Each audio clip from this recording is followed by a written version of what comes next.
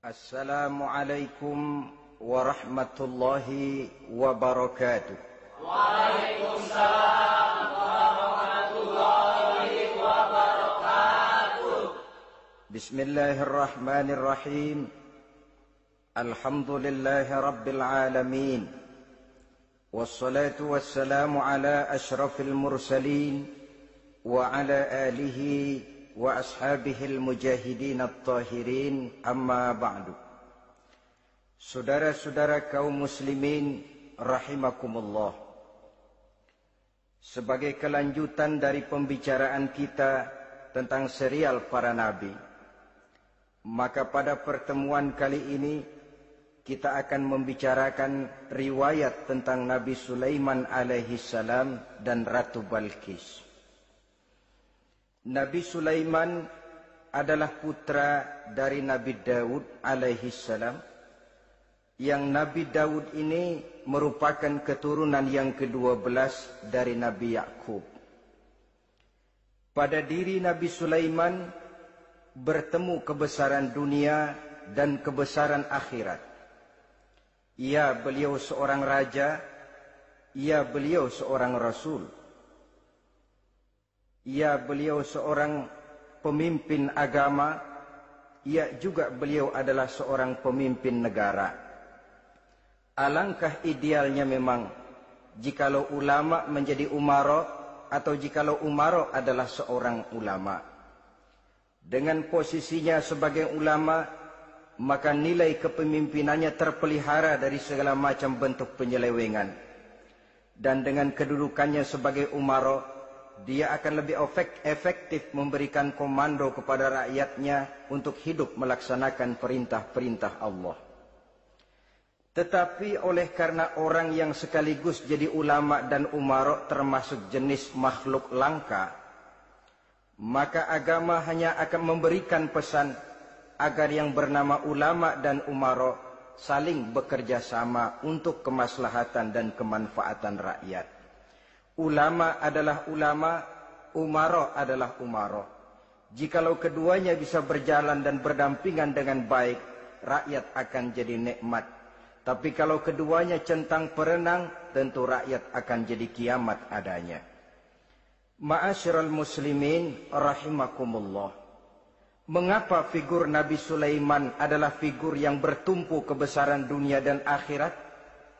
Kita lihat dari sejarah bahwa Allah memberikan mukjizat kepada para rasulnya biasanya sesuai dengan kecenderungan umat yang dihadapi pada waktu itu. Umat yang dihadapi Nabi Musa alaihi salam adalah umat yang senang kepada kegagahan, suka kepada bentuk badan yang kuat. Oleh karenanya mukjizat yang diberikan Allah kepada Nabi Musa berupa kekuatan baik tongkat maupun tenaganya. Sebaliknya, umat di zaman Nabi Isa alaihi salam cenderung berbangga dengan kemahirannya di bidang ilmu kedokteran dan ketabiban.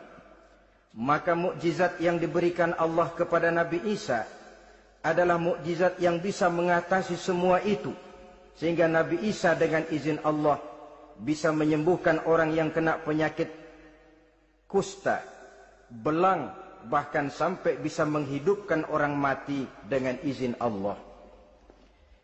Di zaman Nabi Muhammad sallallahu alaihi wasallam, kecenderungan umat kepada kemampuan bersyair, sehingga ketika itu yang dihargai adalah ujung tombak dan ujung pena. Ujung tombak dalam arti pahlawan perang, dan ujung pena dalam arti seniman dan penyair. Maka di antara mukjizat terbesar yang diberikan kepada Nabi adalah Al-Quranul Karim, yang keindahan gaya bahasanya tidak seorang penyair pun sanggup menandinginya. Di zaman Nabi Sulaiman alaihi salam, kebesaran dan kemegahan dunia, kekuatan dan kejayaan menjadi ukuran. Kita tahu bahwa Jalut yang dihadapi oleh Nabi Daud adalah seorang yang bertubuh besar dan gagah perkasa, yang dalam sejarah lebih kita kenal dengan nama Goliat misalnya. Maka tidak heran kalau mukjizat yang diberikan Allah kepada Nabi Musa merupakan mukjizat yang bertumpu antara kebesaran dunia dan kebesaran akhirat. sebagai raja dan juga sebagai nabi. Tetapi yang patut menjadikan pelajaran buat kita terhadap seluruh kebesaran yang diberikan itu, Nabi Sulaiman berkata, "Haza min fadli Rabbi liyabluwani aashkuru am akfuru." Semua ini, kekuasaan dan kebesaranku, kejayaan dan kekayaanku, adalah anugerah Tuhan untuk menguji diriku. Adakah aku menjadi bersyukur karenanya, atau malah aku menjadi ingkar karenanya? Alangkah baiknya jikalau ucapan Nabi Sulaiman ini kita bisa resapi dan kita bisa terapkan dalam kehidupan ini. Seorang pedagang yang berhasil berkatalah seperti perkataan Nabi Sulaiman. Seorang pejabat dengan kedudukan tinggi berkatalah seperti perkataannya Nabi Sulaiman. Seorang ulama dengan posisi sebagai pemimpin yang non formal berkatalah seperti perkataan Nabi Sulaiman. Seluruhnya berkata, "Haza min fadli Rabbi." Seluruhnya ini adalah karunia Allah untuk menguji diriku, adakah aku bersyukur atau aku menjadi ingkar karenanya. Inilah sekelumit tentang kebesaran Nabi Sulaiman alaihi salam. Pada usia 13 tahun, beliau sudah mewarisi kerajaan ayahnya Nabi Daud dengan meninggalnya Nabi Daud alaihi salam. Dan sejak itu, keistimewaan Nabi Sulaiman alaihi salam sudah nampak dalam kehidupan. Beberapa keistimewaan bisa kita catat dari pribadi Nabi Sulaiman ini. Pertama, beliau cerdik, cerdas dan bijaksana, dan tentu saja harus begitu. Kalau Rasul goblok, mana ada umat yang mau ikut.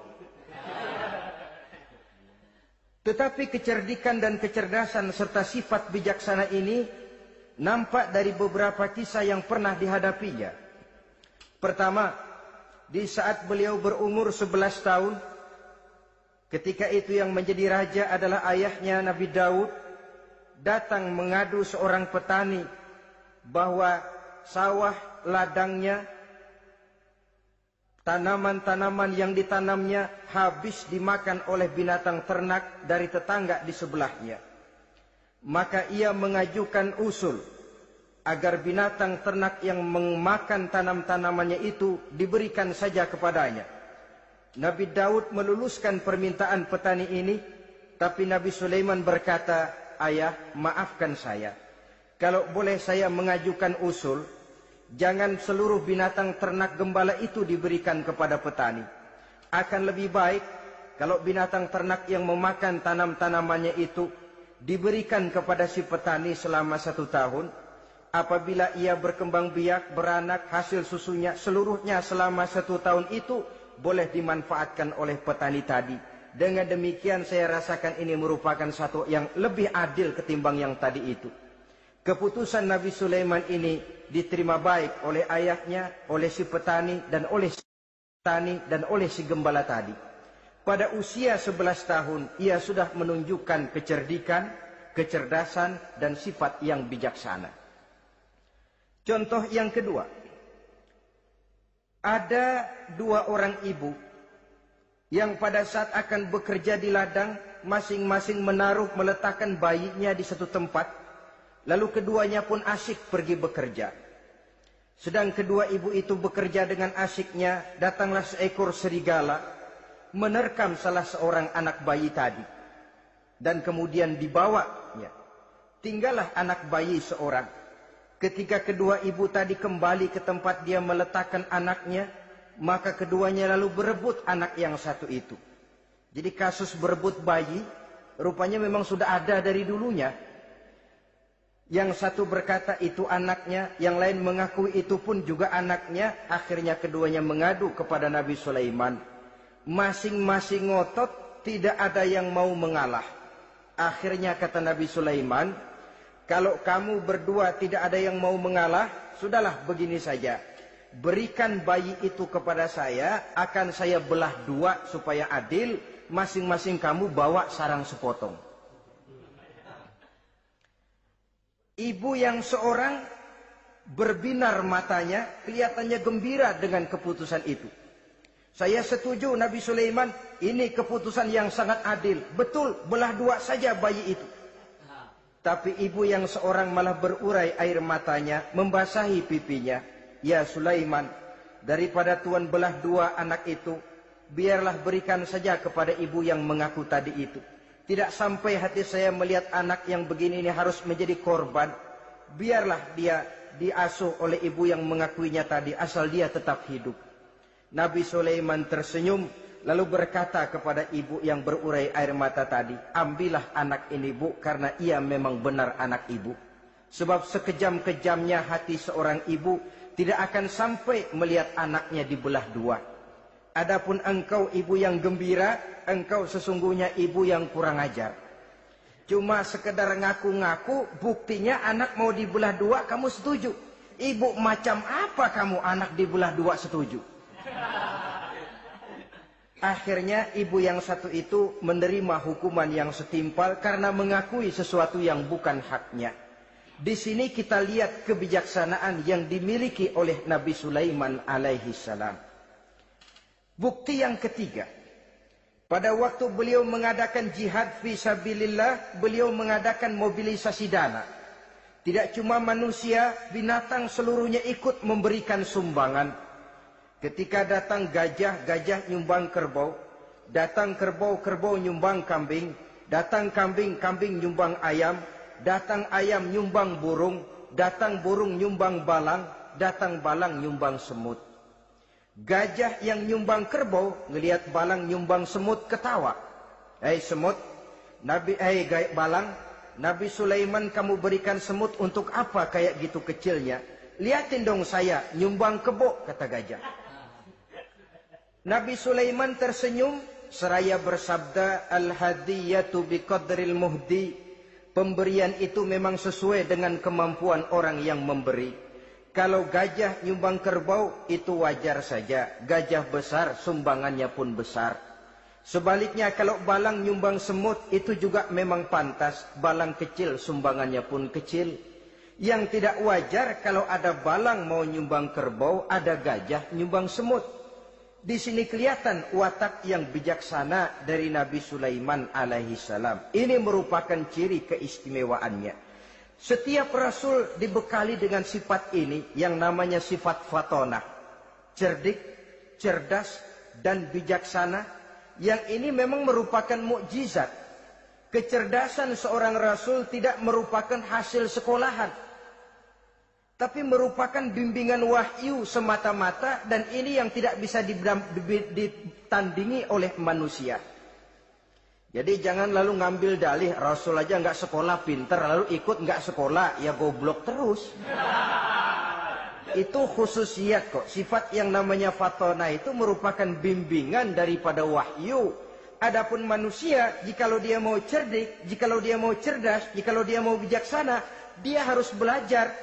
Ya lewat bangku sekolah, ya lewat teman bergaul, ya lewat bertanya kepada orang-orang pandai, atau autodidak.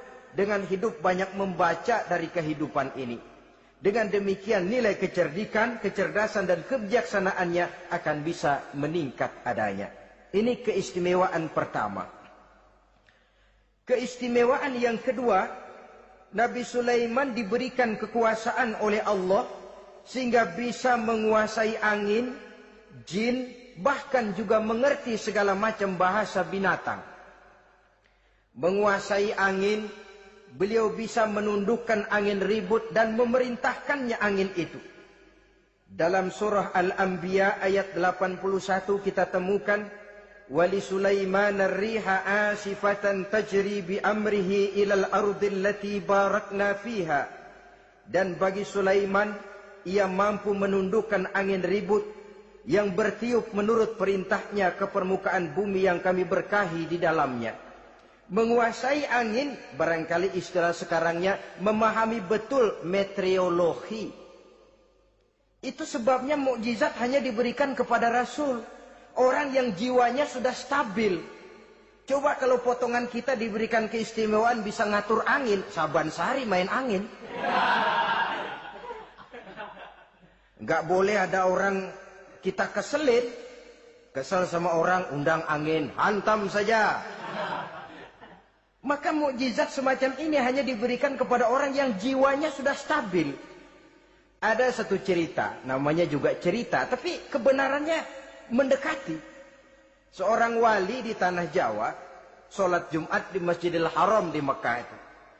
Namanya wali kalau di Jawa kan pakai belangkon. Dia sembahyang di Masjidil Haram. Ini ada orang Arab usil, tumben ngelihat belangkon. Ini apa di tengah masjid? Dia tepak belangkon itu, miring di atas kepala. Begitu belangkonnya miring, tanah kayaknya ikut miring. Sehingga penduduk heran, ini apa tanah jadi miring begini? Lalu ada seorang wali juga yang alim dan mengerti, lihat-lihat di tengah Masjidil Haram ada belangkon miring di atas kepala. Jangan-jangan ini sebabnya ini. Dia samperin, dia dananin lagi tuh belangkon rata, tanah kelihatannya kayak rata lagi. Keistimewaan seperti ini pun hanya diberikan kepada orang yang jiwanya memang sudah stabil. Coba kayak kita diberikan keistimewaan kayak begitu, main belangkon melulu. Saudara-saudara kaum muslimin rahimakumullah, juga bisa menguasai jin, memerintahkan jin, dan juga mengerti segala macam bahasa binatang. Kita bisa lihat dalam surah As-Saba ayat 12 misalnya. Demikian juga tentang mengerti bahasa binatang. Pada satu hari Nabi Sulaiman dan bala tentaranya lewat di satu lembah. Lembah itu kebetulan lembah semut. Ketika mereka lewat di lembah itu, Raja Semut lihat dari kejauhan, dia pidato kepada rakyatnya para semut itu. Apa katanya? Ya ayyuhan namlu dukhulu masakinakum, la yahtimannakum Sulaiman wa junuduh wa hum la yash'urun. Jadi ini Raja Semut melihat Nabi Sulaiman datang bersama seluruh bala tentaranya, dia pidato kepada rakyatnya. Saudara-saudaraku rakyat semut, di mana saja suara saya bisa didengar. Perhatikan, lembah itu kebetulan lembah semut. Ketika mereka lewat di lembah itu, Raja Semut lihat dari kejauhan, dia pidato kepada rakyatnya para semut itu. Apa katanya? Ya ayyuhan namlu dukhulu masakinakum, la yahtimannakum Sulaiman wa junuduh wa hum la yash'urun. Jadi ini Raja Semut melihat Nabi Sulaiman datang bersama seluruh bala tentaranya, dia pidato kepada rakyatnya. Saudara-saudaraku rakyat semut, di mana saja suara saya bisa didengar. Perhatian, perhatian. Ini Nabi Sulaiman mau lewat dengan seluruh bala tentaranya. Kamu semua supaya masuk ke dalam lubang kamu masing-masing. Sebab kalau kamu nggak masuk ke lubangmu masing-masing, akan diinjak oleh Sulaiman dan bala tentaranya, sedangkan mereka tidak tahu kalau kamu kena injak. Masuklah semut itu seluruhnya ke dalam lubangnya masing-masing. Nabi Sulaiman senyum. Fatabassama dhahikan min qawliha. Mendengar ucapan Raja Semut ini, Nabi Sulaiman tersenyum. Lalu berkata, apa katanya? Rabbi auzi'ni an ashkura ni'mataka allati an'amta alayya wa ala walidayya wa an a'mala salihan tardahu wa adkhilni birahmatika fi ibadika salihin. Satu pengakuan yang tulus, yang jauh dari watak kesombongan. Mendengar Raja Semut berkata semacam itu, beliau senyum, lalu berkata, wahai Allah, tetapkan kiranya hati saya ini untuk selalu bersyukur terhadap nikmat yang Engkau karuniakan kepada saya. Karena nikmatku, nikmat yang Engkau berikan kepadaku, saya mengerti bahasa binatang. Karena mengerti bahasa binatang, saya mengerti seruan Raja Semut itu. Tetapkan saya untuk selalu bersyukur ya Allah atas nikmat yang Engkau berikan ini, atas nikmat yang Engkau berikan kepada kedua orang tua saya, dan tetapkan saya untuk selalu melakukan amal soleh yang Engkau ridhoi, dan masukkan saya ke dalam golongan hamba-hambamu yang soleh. Satu pengakuan yang tulus, yang jauh dari sifat kesombongan. Mungkin kalau sombong yang lahir, begitu dengar Nabi Sulaiman bahwa semut ngomong begitu, beliau akan berkata, iya masuk gede buruan. Tapi kan tidak. Malah beliau perintahkan bala tentaranya, pasukan berhenti. Ada apa Nabi Sulaiman? Di depan kita ada kerajaan semut. Mereka lagi kocar-kacir masuk ke sarangnya masing-masing. Tunggu sampai mereka masuk dan kita bisa lewat dengan aman tanpa harus menginjak-injak mereka. Bala tentaranya di stop dan berhenti. Ternyata kebesarannya tidak menyebabkan ia lalu memandang remeh sampai kepada makhluk yang bernama semut sekalipun.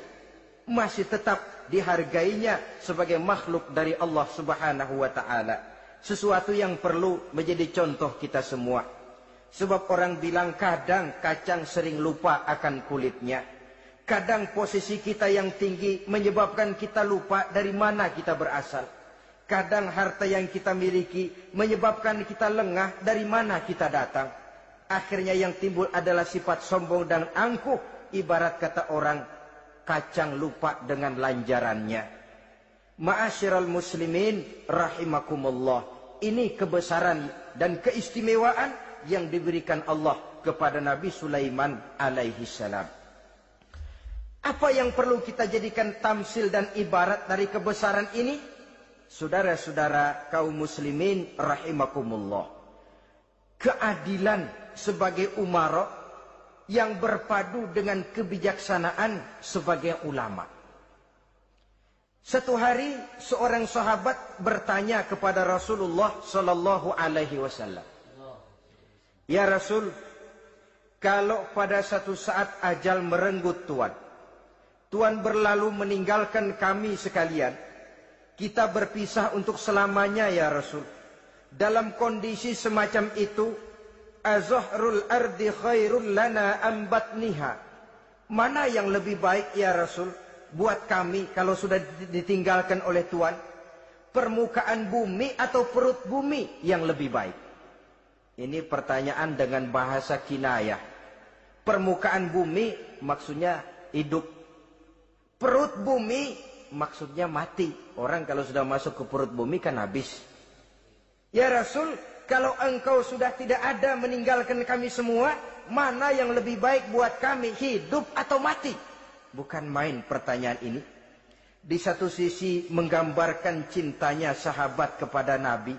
Sehingga kalau tidak bisa mati bersamaan, biarlah mati beriring saja. Di lain pihak juga mencerminkan bingungnya sahabat kalau sudah ditinggalkan oleh Rasul. Atas pertanyaan ini apa jawab Rasul? "Kamu nggak usah khawatir. Walaupun aku sudah tidak ada, kembali ke hadratullah azza wa jalla, meninggalkan kamu semua, kamu tidak usah bingung.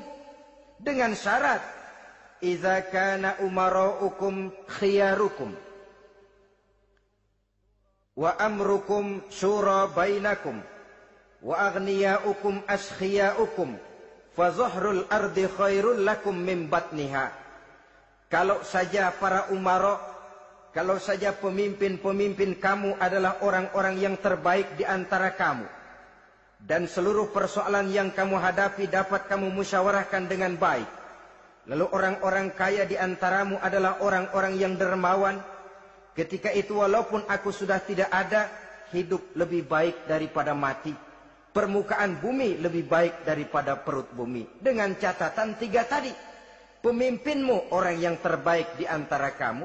Segala persoalan kamu musyawarahkan. Dan orang kayamu orang dermawan. Walaupun aku tidak ada, hidup lebih baik daripada mati. Tapi sebaliknya kata Nabi, "Idza kana umaraukum syirarukum." Kalau umarokmu, pemimpin-pemimpinmu adalah orang-orang yang terjahat di antara kamu. Wa amrukum ala nisaikum. Dan segala urusanmu sudah diatur oleh perempuan.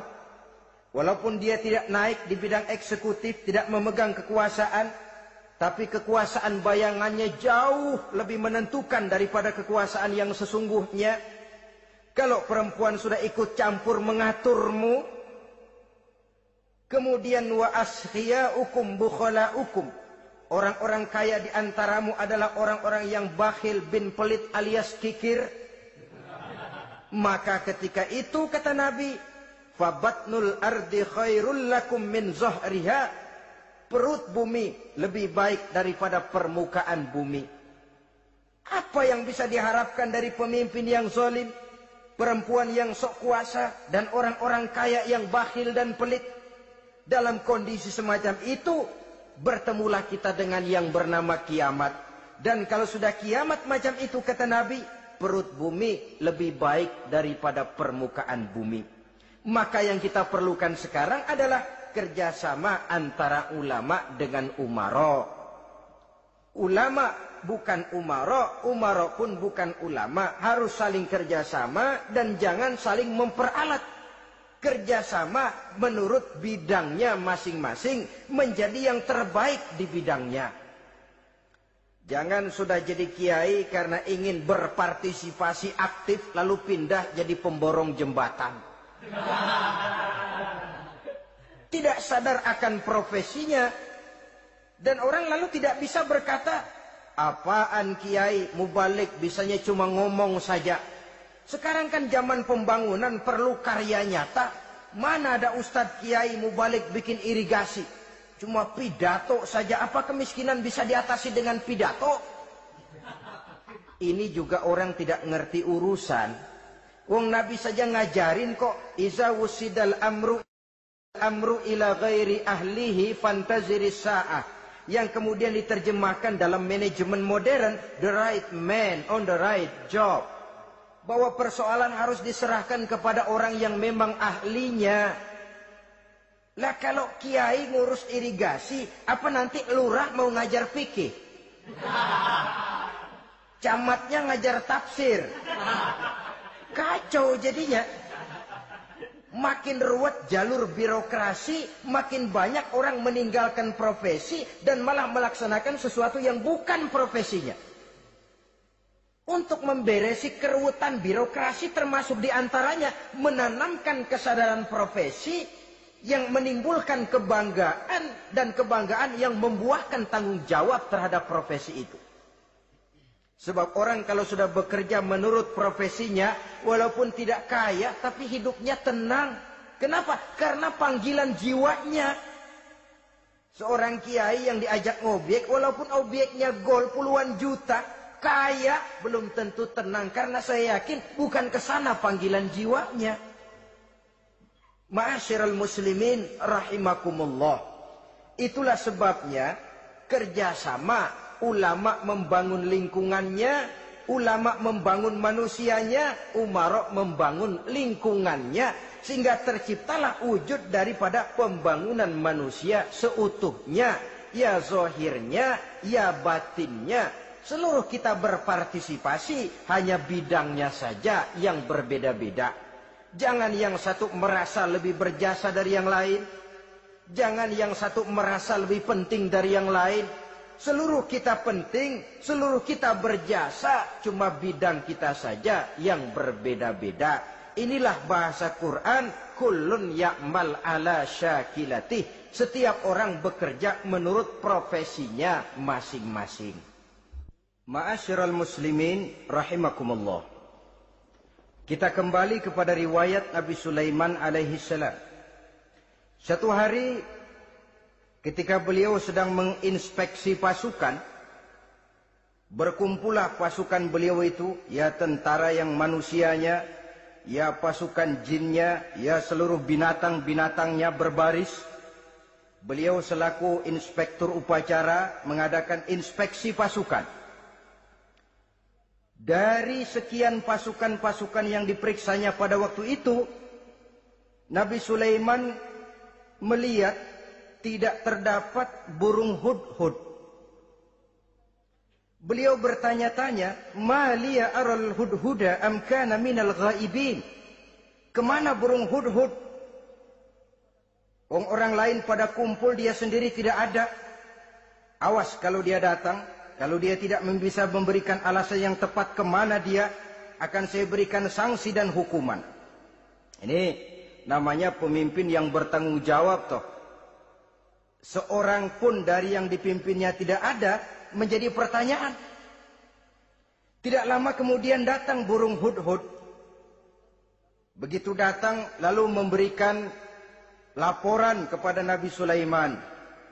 Kalau istilah sekarang, begitu dia sampai berdiri hormat, lapor, kata hudhud ini.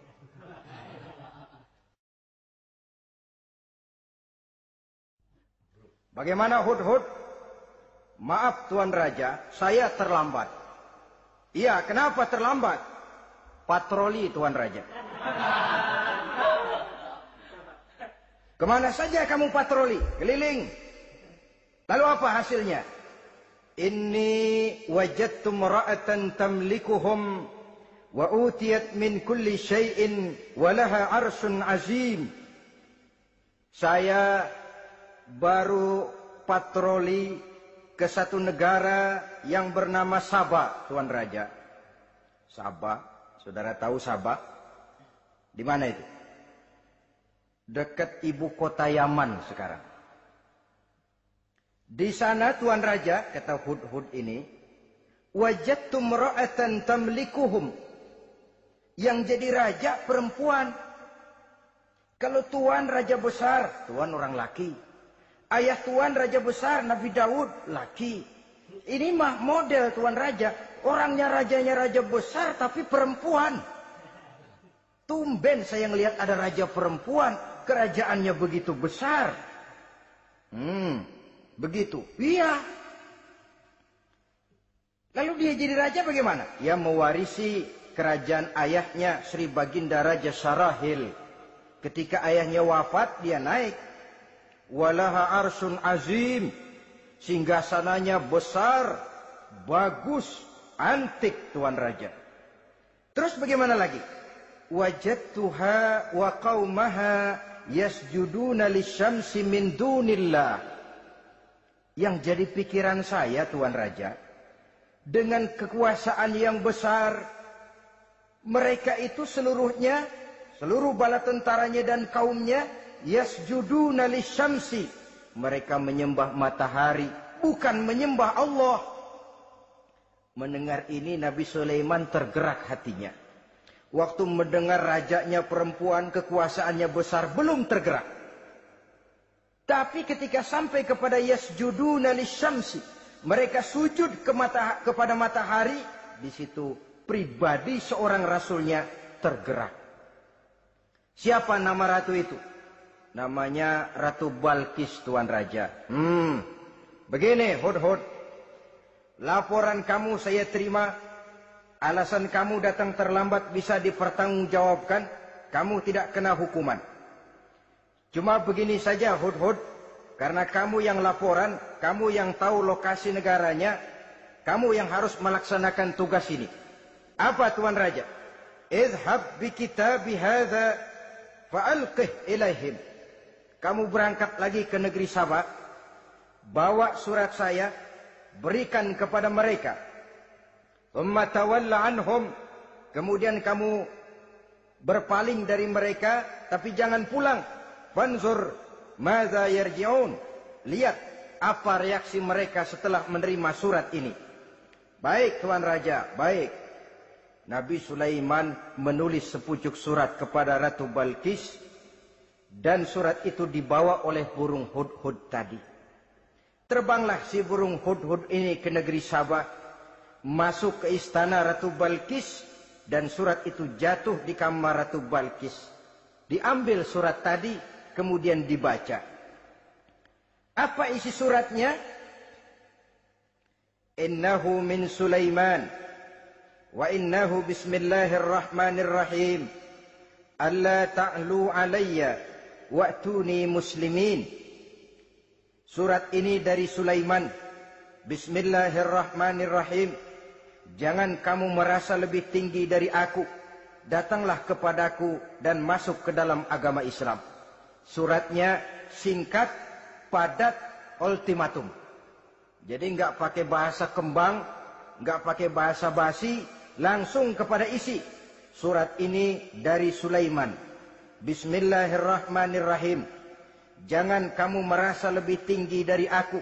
Datanglah kepadaku dan masuklah ke dalam agama Islam. Ini yang disebut dakwah langsung tanpa pakai kembang. Saudara-saudara, menerima surat semacam ini, Ratu Balkis lalu ngumpulin para pembantu kerajaan, aparat pemerintah lah zaman sekarang. Termasuk menteri-menteri, dipanggil sidang darurat di istana Ratu Balkis. membahas datangnya surat dari Nabi Sulaiman alaihissalam. Tuan-tuan para menteri, bagaimana Sri Ratu? Saya dapat surat. Dari mana? Dari Sulaiman. Katanya apa? Jangan kamu merasa lebih hebat dan lebih tinggi dariku. Datanglah kemari dan masuklah ke dalam agama Islam. Menurut pendapat tuan-tuan menteri, bagaimana surat ini? Apa kita penuhin permintaannya? Kita datang rame-rame masuk Islam? Oh, kata menteri, jangan dulu tuanku. Gengsi dong. Kita ini kan kerajaan besar. Tentara kita gagah. Masa mau menyerah tanpa syarat? Ini kan kerajaan besar. Tentara kita gagah. Masa mau menyerah tanpa syarat? Soal nanti kita kalah atau menang itu soal lain, Tuan Perdana Menteri, Tuan Ratu. Tapi bahwa kita punya harga diri itu harus kita tunjukkan lebih dulu. Jadi menurut Tuan Menteri bagaimana? Kami sih nunggu komando Tuan Putri saja. Artinya kalau boleh perang saja. Cuma mau duluin takut dikira nyelongcong. Kami sih gimana komando Tuan Ratu saja. Tuan komandokan berangkat, kami segera berangkat. Terserah Tuan Putri, kami seluruhnya loyal, taat dan setia menunggu titah dari Sri Paduka Ratu. Terima kasih para menteriku. Soal kesetiaanmu saya tidak meragukan. Tapi perang dimanapun selalu membawa kerugian. Kita menang rugi, tentu jatuh korban. Apalagi kalau kita kalah. Dan raja-raja yang mengalahkan negeri-negeri lain selalu membawa kehinaan kepada negeri yang dikalahkannya. Jadi bagaimana? Sekarang begini saja. Kita ambil jalan tengah. Lalu diplomasi dulu. Diplomasi macam apa Tuan Ratu? Kita kirim utusan kepada Nabi Sulaiman. Dari sana nanti kita lihat reaksinya. Saya memang selama ini sudah dengar siapa itu Nabi Sulaiman. Katanya orang yang masih muda, masih bujangan, bijaksana, kekuasaannya besar, tentaranya hebat. Cuma kan baru berita, kita cek. Jadi diplomasi macam apa Tuan Ratu? Kita kirim utusan kepada Raja Sulaiman. Kita bawakan hadiah-hadiahnya. Yang mahal-mahal, mewah-mewah, menarik. Pokoknya yang terbaik di negeri kita, berikan kepadanya. Lihat reaksinya. Kalau dia tergiur dengan hadiah itu, dia raja. Bukan nabi. Tapi kalau dia menolak hadiah itu, dia memang nabi. Dan apa reaksi kita nanti tergantung sikap Nabi Sulaiman. Aha, kalau begitu setujulah Ratu. Itu memang bijaksana. Diplomasi dulu. Iya, jangan datang-datang main perang aja loh. Perang sih gampang. Tapi ini kan ada meja perundingan. Sepanjang masih kita bisa menempuh jalan damai, damai saja dulu. Baik. Maka diaturlah satu barisan diplomasi untuk menuju Palestina, kerajaan Nabi Sulaiman alaihi salam. Rombongan terdiri dari 500 orang laki-laki dan 500 orang perempuan. Yang laki ganteng, yang perempuan cantik. Yang laki dikendarai dengan kuda-kuda pilihan dan yang perempuan dikendarai dengan keledai-keledai pilihan. Kuda dan keledai pun dihiasi begitu rupa. Pelanaknya yang terbagus dilapis dengan sutra. Sedangkan bawaan-bawaannya tidak lain daripada intan, berlian, mutiara, jamrud, yakut, kesturi yang dilapis dengan sutra tenun yang asli. Pendeknya hadiah yang serba wah. Dan rombongan ini dipimpin oleh seorang diplomat ulung dari negeri Sabah bernama Munzir bin Amru. Ini ahli diplomasi dari negeri Sabah. Dipesanlah oleh Ratu Balkis, kalau datang nanti kamu ke negeri Sulaiman, sikapmu harus begini, begini, dan segala macam. Ditatar dulu. Sebab ini mau diplomasi tingkat tinggi. Baik, Sri Ratu. Nah, sudah mendengar perundingan ini, burung hud-hud pulang. ke negeri Nabi Sulaiman, apel lagi, lapor Tuan Raja, bagaimana Hudhud? Sikapnya mereka akan mengutus utusan dengan membawa berbagai macam hadiah untuk datang ke negeri kita. Baik. Nabi Sulaiman kumpulkan tentaranya, terutama para jin. Hei tentaraku, khususnya kalian para jin, akan datang rombongan tamu besar ke negeri kita. Maka mulai saat ini saya komandokan, kamu bangun satu istana yang megah, yang belum pernah ada, dalam waktu yang relatif singkat. Dan lantai daripada istana itu harus dilapisi dengan kaca-kaca tebal yang bening, bawahnya diisi dengan air, diisi dengan ikan-ikan hias yang indah-indah. Baik Tuan Raja. Maka tentara Nabi Sulaiman, sejak manusia sampai binatang sampai jin, semuanya kerja bakti membangun istana yang megah. Sehingga sebelum rombongan kerajaan Sabah ini sampai, istana sudah selesai. Mereka masuk ke dalam istana Nabi Sulaiman. Begitu melihat lantainya gemerlapan air, masing-masing pada ngangkat kain. Takut kainnya basah. Waduh, ini istana kebanjiran begini. Kata Nabi Sulaiman, nggak usah diangkat kainnya, nggak usah. Ini dilapis kaca, cuma bawahnya memang kolam. Kolamnya berisi ikan. Oh, bengong. Bengong. Bengong aja pada melongo mulutnya. Saudara-saudara, jadi persis orang yang tinggal di puncak gunung datang ke tengah-tengah kota. Kan noraknya minta ampun. Apaan aja ditunjuk.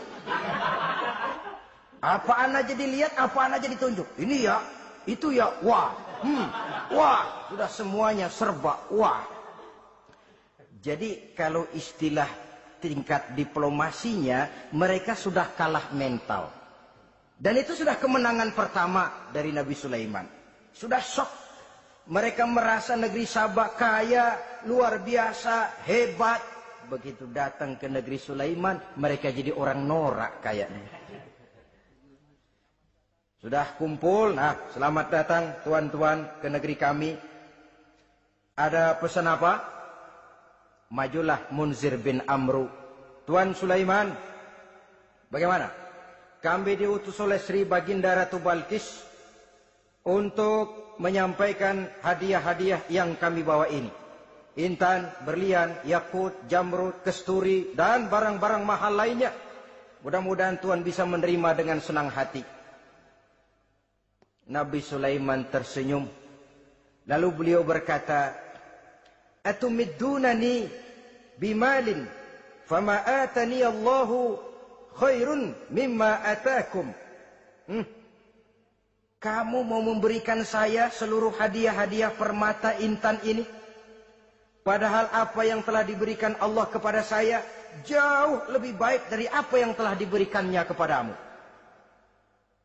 Kamu merasa bahwa saya kekurangan semua ini? Ketahuilah tuan-tuan, saya punya lebih banyak dari apa yang tuan-tuan berikan sekarang ini. Irja' ilaihim, bawa pulang kembali seluruh hadiah ini. Sampaikan salam saya kepada ratumu, Ratu Balkis. Falanatiyannahum bijunudin la qibala lahum biha. Kalau mereka tetap tidak mau datang menyatakan keislaman, kami yang akan datang ke sana dengan seluruh bala tentara kami yang mereka pasti tidak akan sanggup menghadapinya. Saudara bisa baca dalam surah An-Naml ayat 36. Saudara hadirin ma'asyiral muslimin rahimakumullah. Kalau orang sudah silau dengan yang namanya upeti, hadiah, harta, secara mental dia sudah jatuh. Andai kata ketika itu Nabi Sulaiman menerima seluruh hadiah tadi, maka misi kerasulannya tidak akan jalan. wibawanya hancur, dan dia tidak akan sanggup lagi mendakwahkan Ratu Balkis untuk masuk ke dalam agama Islam. Dia akan jadi cemoohan di negeri Sabah. Sulaiman ngomong aja dikasih hadiah telap. Nah, ternyata ada yang lebih mahal dari harta, ada yang lebih mahal dari intan dan mutiara, ada yang lebih mahal dari pangkat dan kedudukan. Apa dia? Harga diri. Dan itu yang langka sekarang ini. Lebih baik jalan kaki tapi kita bebas mendongakkan kepala kemanapun kita mau, daripada naik mobil empuk tapi mata nunduk saja nggak berani lihat ke atas. Kehilangan harga diri. Ulama yang kehilangan harga diri akan menyelewengkan ayat. Pejabat yang kehilangan harga diri akan melakukan segala macam penyelewengan. Dan lain sebagainya. Harga diri sesuatu yang mahal. Terutama di kota-kota besar, kota-kota yang menyandang gelar metropolitan, biasanya harga diri ini sudah tidak dihiraukan orang lagi. Cuma untuk uang yang relatif kecil, cuma untuk kedudukan yang temporer, orang tidak segan-segan mengorbankan sesuatu yang paling mahal yang bernama harga diri. Akhirnya suap merajalela, sogok menjadi-jadi, semir pun menjamur. Bahkan malah kadang-kadang jadi target.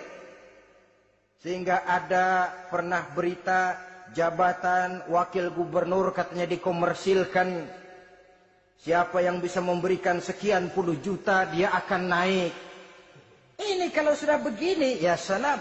Orang itu kalau memperoleh satu jabatan karena mengeluarkan banyak uang, percayalah saudara, begitu dia naik ke jabatan itu, langkah pertama yang dia lakukan, bagaimana supaya uangnya bisa kembali. Bukan bagaimana bekerja sebaik-baiknya, bukan bagaimana mensejahterakan rakyat sebaik-baiknya, karena dia merasa naik jabatan banyak mengeluarkan uang. Setelah dia naik, gimana supaya pulang modal dulu, lebihnya kalau ada, baru bekerja buat rakyat. Itu pun kalau nggak keburu pensiun. Kadang-kadang malah lebih celaka lagi, kalau sudah mau pensiun baru bikin pemutihan. Wah, saya baru rajin iktikaf di masjid, pergi haji. Kenapa? Udah pensiun. Tapi waktu masih aktif, tanda tangan masih laku, nota masih dihargai, kata Blece masih berwibawa, lupa berbuat untuk hari depan dirinya sendiri, yaitu akhiratnya, konon lagi untuk umat dan agamanya. Jadi untuk mengabdi, berbuat baik kepada umat, berkhidmat kepada agama, iktikaf di masjid, tuan-tuan, tak usahlah nunggu sampai pensiun. Manfaatkan posisi yang tuan-tuan punya sekarang ini untuk beribadah dengan sebaik-baiknya. Itu pun masih bersyukur, masih bisa mengadakan pemutihan daripada tidak sama sekali. Cuma alangkah akan lebih efektifnya lagi kalau itu diawali pada saat kita masih mempunyai posisi kunci. Ini reaksi Sulaiman, saudara-saudara, diberikan hadiah yang mahal, atau midunani bimalin. Kamu mau nyogok saya dengan hadiah ini? Yang diberikan Allah lebih hebat dari yang kau bawa sekarang ini. Apa yang saya cari? Oleh Allah saya telah diberikan sesuatu yang lebih besar dari yang kau bawa. Sudah, bawa pulang saja. Sampaikan salam kepada ratumu. Kalau dia tetap ngotot tidak mau kemari, saya yang akan datang ke sana dengan seluruh bala tentara yang saya yakin sampean akan kewalahan ngadepinnya. Pulang, sampaikan salam saya, bawa seluruh hartamu. Diplomasi tahap pertama menang total. Utusan Raja Sabah sudah kalah mental, kalah juga fisik. Pulanglah mereka dengan membawa kembali seluruh hadiah yang mereka ingin sampaikan tadi. Bisa dibayangkan mentalnya itu, ya.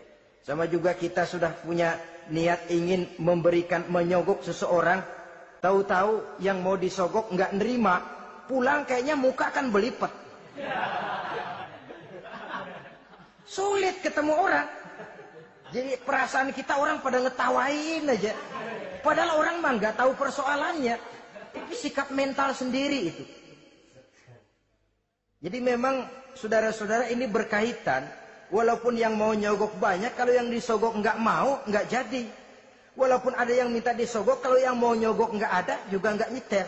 Nah ini nyetel, yang mau nyogok banyak, yang disogok pun ada. Jadilah perbuatan itu. Ma'asyiral muslimin rahimakumullah. Sampai mereka di kerajaan Sabah, mereka ceritakan itu, Ratu Balkis bengong. Ternyata yang saya dengar selama ini memang benar rupanya. Sulaiman bukan cuma raja, tapi juga rasul. Bukan cuma pemimpin negara, tapi juga pemimpin agama. Lalu bagaimana, Saudara Ratu? Biar saya pikir-pikir dulu. Pikir. Bagaimana ya? Sudahlah, begini saja. Kita sekarang berangkat ke negeri Nabi Sulaiman. Saya yang akan langsung memimpin rombongan. Ada dua tujuan Ratu Balkis sebenarnya. Tujuan pertama ingin melihat dengan mata kepala sendiri kebesaran Sulaiman yang selama ini dia cuma dengar beritanya saja. Yang kedua, ada udang di balik batu. Kalau setelah Nabi Sulaiman nanti melihat kecantikan Ratu Balkis ini, dia bisa fly. Nah, istilah anak sekarang, dia bisa fly. Nah, siapa tahu kan karena kecantikannya Nabi Sulaiman lalu jatuh hati. Dan Dewi Amor pun bicara, nanti bila mata bertemu mata, bibir ikut senyum, hati berdetak.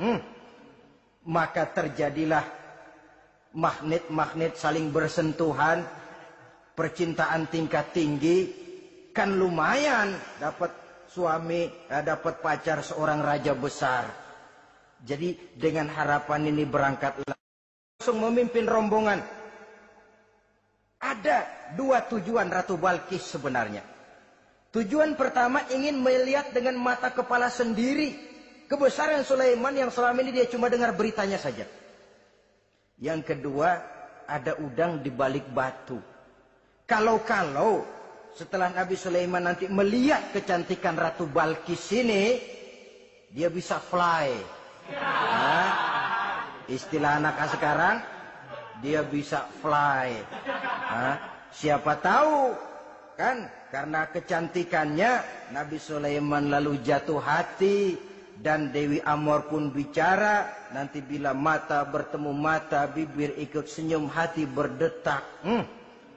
Maka terjadilah magnet-magnet saling bersentuhan, percintaan tingkat tinggi. Kan lumayan dapat suami, dapat pacar seorang raja besar. Jadi dengan harapan ini berangkatlah Ratu Balkis ke negeri Nabi Sulaiman. Hud lapor lagi. Lapor. Gimana Hud? Ini Ratu Balkis yang mimpin sekarang. Baik, kita siap-siap. Begini saja, kata Nabi Sulaiman. Siapa yang bisa bawa singgasana Ratu Balkis ke sini? Jin Ifrit tampil. Saya. Berapa lama kamu perlukan untuk membawa singgasana Ratu Balkis kemari? Sebelum Tuan bangun dari tempat duduk, itu singgasana sudah bisa sampai kemari, Tuan Raja. Bagus. Ada yang bisa lebih cepat? Saya, kata seorang ulama. Berapa lama? Sebelum Tuan kedip. Asal Tuan kedip, Tuan melek lagi, singgasana sudah sampai di sini. Baik, kerjakan. Dalam waktu sekejap itu singgasana Ratu Balkis sudah sampai di istana Nabi Sulaiman. Pasang di sini, biar dia dudukin nanti, rubah sedikit biar dia nggak kenalin. Dirombak sedemikian rupa. Masuk Ratu Balkis ke istana Nabi Sulaiman. Terjadilah kemudian di perundingan semacam tingkat tinggi antara raja dengan raja. Bagaimana Tuan Ratu Balkis? Iya, Tuan Sulaiman. Iya, bagaimana? Saya kagum dengan kebesaran Tuan. Bukan kebesaran saya. Seluruhnya ini adalah karunia Allah kepada saya. Saya dengar Tuan-Tuan menyembah matahari. Padahal matahari tidak pernah memberikan apa yang Tuan kehendaki. Matahari tidak pernah menciptakan Tuan. Adalah lebih baik Tuan menyembah yang menciptakan matahari daripada menyembah matahari itu sendiri. Nabi Sulaiman. Bagaimana kalau kita mengadakan ya sambil berunding, sambil lobbying istilah sekarang. Baik, lobbying pun jadi. Berjalanlah meninjau seluruh pelosok istana Nabi Sulaiman alaihissalam. Seperti halnya bala tentaranya, Ratu Balkis juga sampai di lantai kaca, angkat kain. Kata Nabi Sulaiman, jangan diangkat tuh kain. Ini bukan air, istana kaca. Bukan main kebesaran kamu. Melihat begitu kebesaran Nabi Sulaiman, Ratu Balkis yang niatnya sementara mau melontarkan diplomasi asmara, lupa. Lalu apa katanya? Rabbi inni zolamtu nafsi. Ya Allah, selama ini saya benar-benar telah zalim kepada diri saya. Begitu banyak nikmat yang engkau berikan kepada saya. Saya jadi ratu dengan kekuasaan yang besar, mewarisi kebesaran ayah. Dengan kerajaan dan bala tentara yang gagah perkasa. Bukan saya bersyukur kepadamu, malah saya menyembah matahari. Inni zolamtu nafsi. Sungguh saya telah zalim kepada diri saya. Maka mulai sejak saat ini, aslamtu ma'a Sulaiman lillahi rabbil alamin. Mulai sejak saat ini ya Allah, saya nyatakan diri, saya masuk Islam, bertuhankan Allah Rabbul Alamin. Saya tunduk kepada Nabi Sulaiman alaihi salam. Masuk Islam sebelum diplomasi asmaranya melayang, saudara-saudara. Sudah masuk Islam? Sudah. Nah, Ratu Balkis sekarang bagaimana? Ya Nabi Sulaiman, kalau saya masuk Islam, apakah kerajaan saya akan tunduk dan diatur oleh kerajaan Tuhan? Tidak. Kamu persilakan pulang ke kerajaanmu. Atur negerimu menurut cara yang kamu mau, asal sesuai dengan perintah Allah. Saya bukan penjajah. Saya cuma mengajak kamu ke dalam Islam. Saya tidak ingin meluaskan wilayah saya. Asal kamu sudah masuk Islam, tugas sudah saya jalankan. Perkara kerajaanmu, kau pulang, kau atur dan kau tetap jadi raja. Jangan merasa kalau sudah masuk Islam lalu kerajaanmu saya caplok. Islam bukan penjajah, Ratu Balkis. Baiklah Nabi Sulaiman, saya tahu. Tapi untuk melanggengkan kerjasama antara kerajaan Sabak dengan kerajaan Tuhan, caranya bagaimana? Mulain ngojok-ngojok. Dia nggak bilang lu demen aja deh sama gue. Enggak. Cuma untuk jangka panjang. Jangka panjangnya Sulaiman. Supaya kita tetap bisa kerjasama, caranya bagaimana? Ya supaya kerajaan berumur panjang, kau harus punya keturunan. Kata Nabi Sulaiman. Itu kan berarti saya harus nikah. Memang. Tapi saya ratu. Suami saya kan paling kurang juga harus maharaja, sahansah. Ya sebenarnya sih cuma dia nggak bilang aja. Di kerajaan gue nggak ada yang setimpal. Gue maunya sama elo. Itu kalau bahasa kita. Cuma ini kan bahasa perempuan. Perempuan kan paling pinter nahan perasaan. Nggak kayak orang laki. Orang laki kalau lagi mabuk cinta teler. Sama siapa aja dia cerita. Gue kan lagi demen sama si Ano. Lain sama perempuan, dia paling bisa jaga perasaan. Saya kalau begitu, saya harus kawin dengan maharaja. Ya kamu tinggal pilih saja, kata Nabi Sulaiman. Nabi Sulaiman, ini Perdana Menteri udah pada mesem-mesem, udah paham ke arah mana maksudnya. Bagaimana kalau kita kukuhkan saja dua kerajaan ini, Nabi Sulaiman? Saya pun setuju kalau itu kamu punya mau. Wah ini Perdana Menteri takbir semua. Allahu Akbar, Alhamdulillah, Alhamdulillah. Sampai akhirnya Nabi Sulaiman pun menikah dengan Ratu Balkis. Bergabunglah dua kerajaan besar itu. Saudara-saudara kaum muslimin rahimakumullah. Kemudian setelah bertahun Nabi Sulaiman wafat. Tidak seorang pun tahu karena beliau wafat sedang pegangan tongkat. Ketika tongkat dimakanin rayap, rapuh, baru beliau jatuh. Orang tahu kalau Nabi Sulaiman sudah wafat. Menurut riwayat, beliau wafat itu sedang sholat. Karena sholat Nabi Sulaiman cuma diri saja. Tidak pakai ruku dan sujud. Menurut riwayat lain, beliau sedang memandori jin dan tentaranya yang sedang kerja. Begitulah wafat beliau. Kita bisa baca dalam surah Saba ayat ke-14. Setelah beliau wafat, Palestina diserbu oleh Raja Bukhtanasor atau Raja Nebukadnezar. Seluruh kebesaran Sulaiman di bumi hanguskan. Istananya dihancurkan. Intan permata dan kekayaan beliau dirampok, dan tinggallah kebesaran Sulaiman cuma legenda saja yang kita kenal dengan istilah Haikal Sulaiman. Legenda, riwayat-riwayat yang sampai sekarang ini masih bisa kita telusuri kebenarannya. Saudara-saudara, inilah pertemuan yang singkat ini, walaupun serba singkat, mudah-mudahan ada manfaatnya. Dengan kesimpulan, seluruh anugerah yang ada pada kita hakikatnya karunia Allah. Marilah kita menjadi orang yang pandai bersyukur atas anugerah itu. Terima kasih atas segala perhatian. Mohon maaf atas segala kekurangan. Usikum wa nafsi bitaqwallah. Wassalamualaikum warahmatullahi wabarakatuh.